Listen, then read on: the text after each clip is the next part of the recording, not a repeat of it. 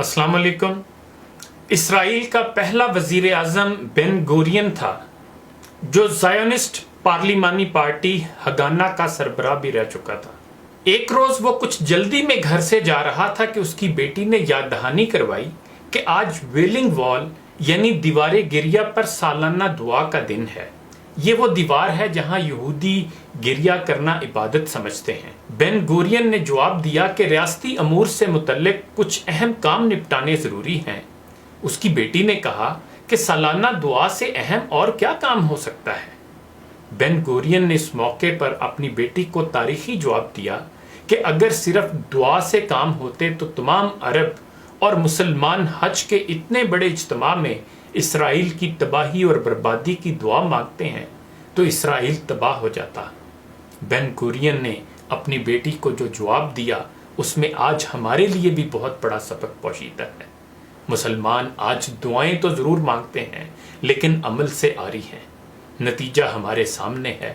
अरब और बाकी मुसलमान देख लें किस हाल में हैं और नौज़ायदा यहूदी रियासत दिन दुगनी रात चुगनी तरक्की कर रही है।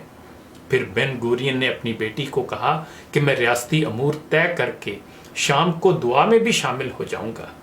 1 अरब 40 करोड़ मुसलमान इस 60 लाख की आबादी वाले मुल्क के सामने बेबस हैं और आहिस्ता आहिस्ता उसकी शराइत पर ताल्लुकात इस्तवार करने की फिक्र में हैं।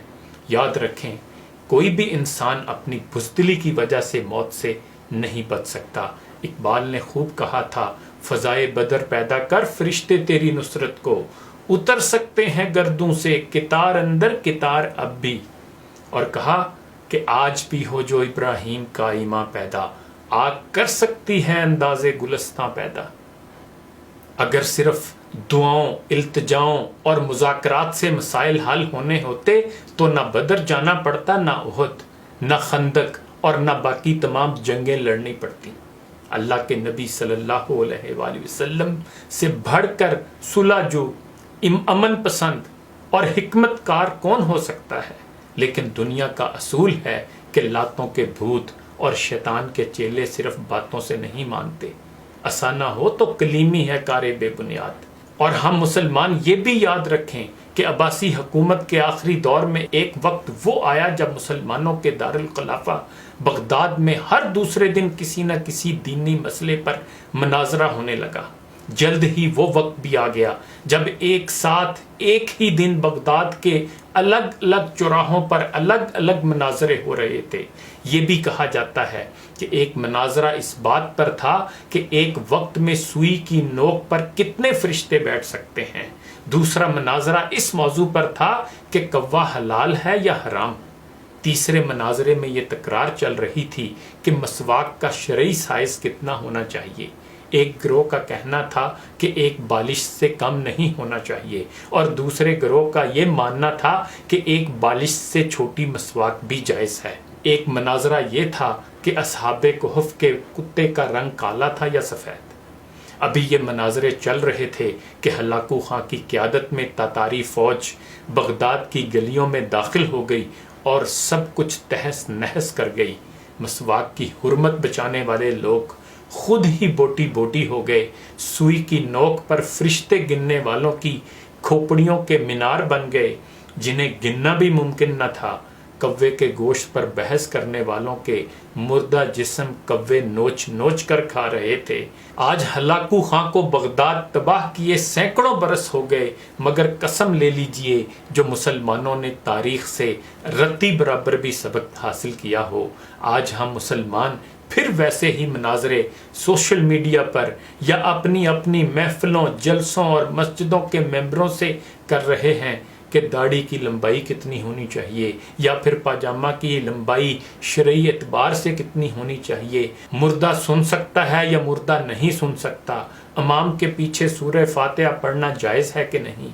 मान लिया कि आम अफराद के लिए दीन की बुनियादी तालीमात की तदरीस भी ज़रूरी है, लेकिन अफसोस के बैनुल मसालिक भाईचारे और हम आहंगी का फुकदान है और इख्तलाफी मसाइल जिन पर सिर्फ उलमा को बात करनी थी उन्हें भी सरेआम टीवी और सोशल मीडिया पर बयान कर कर के नफ़रतों के बीज बोए जाते हैं। اور ہر مسلک صرف خود کو درست اور دوسروں کو باطل سمجھتا ہے۔ فرقے اور مسلک کے ہمارے جھنڈا بردار صرف اور صرف اپنے اپنے فرقوں کو جنت میں لے جانے کا دعویٰ کر رہے ہیں، اور دور حاضر کا ہلاکو خان ایک ایک کر کے مسلم ملکوں کو نیست و نابود کرتا ہوا آگے بڑھ رہا ہے۔ افغانستان، لیبیا، عراق کے بعد شامی بچوں کی کٹی پھٹی لاشوں کی گنتی کرنے والا کوئی نہیں ہے۔ بے گناہوں کی کھوپڑیوں کے مینار پھر بنائے جا رہے ہیں۔ فلسطین اور کشمیر کی حالت زار ایسی ہے کہ زارو قطار رو کر بھی دل ہلکا نہیں ہوتا۔ آدم علیہ السلام کی نسل کے نوجوانوں، بوڑھے اور بزرگوں کی لاشوں کو کوے نوچ نوچ کر کھا رہے ہیں، اور ہوا کی بیٹیاں اپنی عصمت چھپانے کے لیے امت کی چادر کا کونا تلاش کر رہی ہیں، اور ہمارا عمل بتاتا ہے کہ ہم خاموشی سے اپنی باری آنے کا انتظار کر رہے ہیں۔ اگر ہم انہی بے معنی باتوں میں الجھے رہے تو دشمن نے یہ نہیں دیکھنا کہ کس کی داڑھی چھوٹی ہے اور کس کا پاجامہ ٹخنوں سے نیچے ہے۔ جنگ میں دشمن کی گولی شیعہ سنی، دیوبندی، اہل حدیث، حیاتی مماتی کا فرق نہیں کرتی۔ خدا را سوچئے، اب بھی وقت ہے ایک ہونے کا، اتفاق و اتحاد پیدا کرنے کا۔ اقبال کو یاد کر لیجئے، جس نے کہا تھا کہ منفعت ایک ہے اس قوم کی، نقصان بھی ایک ہی سب کا نبی، دین بھی ایمان بھی ایک، حرم پاک بھی، اللہ بھی، قرآن بھی ایک، کچھ بڑی بات تھی ہوتے جو مسلمان بھی ایک، فرقہ بندی ہے کہیں اور کہیں ذاتیں ہیں، کیا زمانے میں پنپنے کی یہی باتیں ہیں؟ انہی گزارشات کے ساتھ اجازت چاہوں گا، اپنا خیال رکھیے گا، اللہ حافظ۔